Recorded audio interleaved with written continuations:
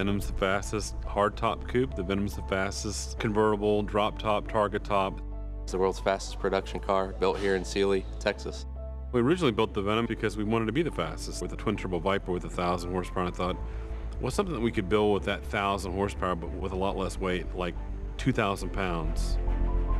One day we joked about taking a Lotus Exige and taking a little 4-cylinder out of the back of it and putting a twin turbo Viper in the back, and what might that look like and how outrageous would that be, and that's what evolved into the Venom GT. There's no playbook really for the build of it. You know, it's just using expertise, wisdom. It's a collaboration of a bunch of great minds to make it, you know, what it is today. We knew we needed a little longer runway, so then that's when we looked into getting into NASA on the old space shuttle landing. We had bad weather, it was super windy one day, and then the next day it was clear and no wind, and went out and banged 270 on our first run.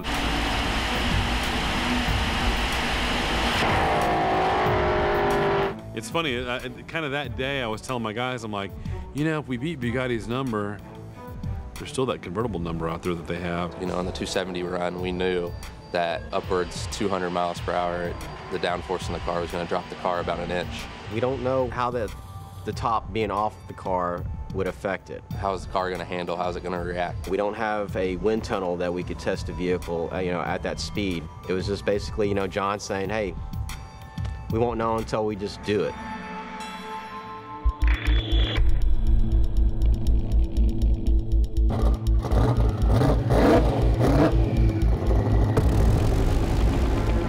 Maybe this was our 8th or 9th visit to Lemoore, so it is kind of a special place for us with the roof on. And again, this is just testing. We've gone 264, 265. We weren't sure what was going to happen. We were kind of doing our testing and our run at the same time. Bugatti's drop top, open top record was 254. We wanted to beat that by more than 1 or 2 miles an hour. My goal was to go 260.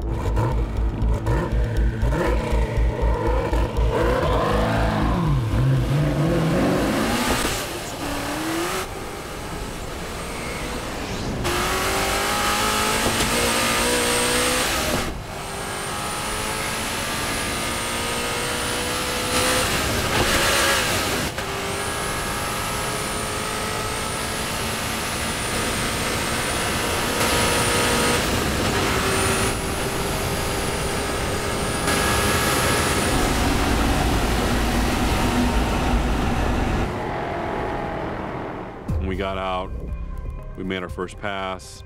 Telemetry came back and told us that we were low on fuel pressure. It wasn't firing, you know, on all the cylinders.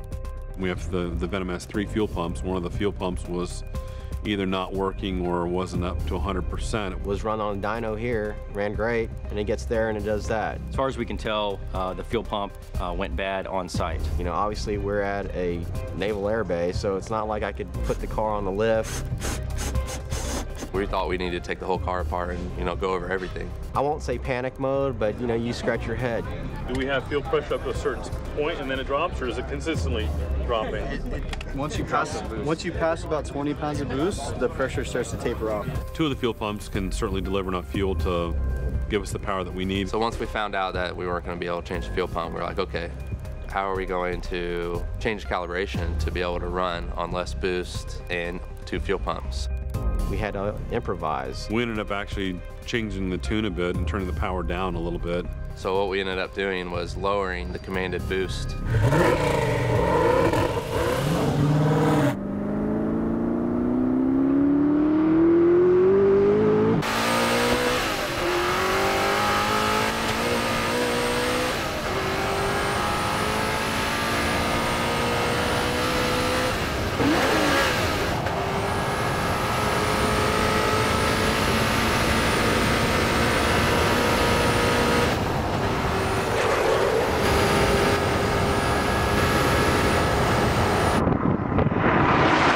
Second pass out. Car looks good, sounds good, comes back. Wow. The speed was pretty much the same. Similar deal. The computer came back, shut us off at 251. We found out that not only were we hitting 1 limiter, but we were hitting 2 limiters. When Brian told us that when in high gear that the car just kind of shut down and nothing was there, we went back in the data log and found that point, and we noticed instantly it was just dropping boost. Okay, so why is it dropping boost? And we noticed, okay, fuel pressure's dropping before it cuts boost. Because if fuel pressure's dropping, we have a safety that says, okay, we need to pull back power, pull back boost, so we don't hurt the engine. We decided, our tuning strategy from there was to basically bump up our thresholds to where we knew that the car would still make a run and do it safely. We pretty much fixed everything that looked like was wrong. The oil was the last thing. The oil pressure was a little bit lower than we normally like to see. They typically on a run, when you're going out there and just running balls out for a minute at 1,400 horsepower, oil gets hot. That resulted in a pressure loss, and oil pressure loss is never good. We were running the Pennzoil Pure Plus 530 synthetic, and we thought, well, maybe it'd be nicer to run a little bit thicker oil. We didn't bring any thicker oil with us, so we had a couple of the sailors from the Navy who were in this little Miata, and they're like, hey, we can go get you. What do you need? And we're like, well, we need to get some Pennzoil. And they're like, oh, there's this O'Reilly's down the road here, and brought it back, did an oil change there on the runway. This was pretty much it. If this doesn't fix it, I can't pull the engine out. We sent Brian out, fingers crossed.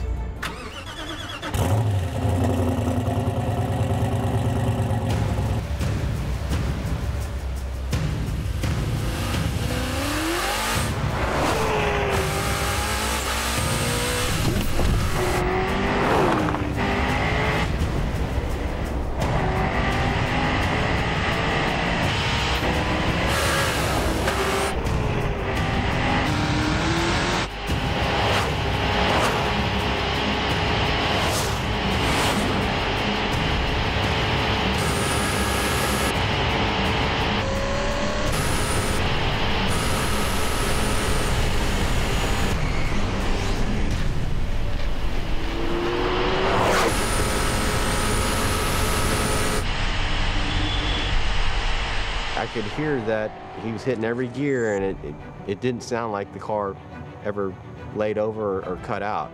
We see Brian come back, man, to see the thumbs up. 265! We saw the D-Box display read 265. I didn't think it was going to be that fast. Which was pretty awesome that we still ran that mile per hour on 300 less horsepower. we hit one out of the park. I love you, dude. Awesome. Way to go. And it took everyone, everyone's bouncing ideas off of each other. All the guys that were there, we all figured it out together.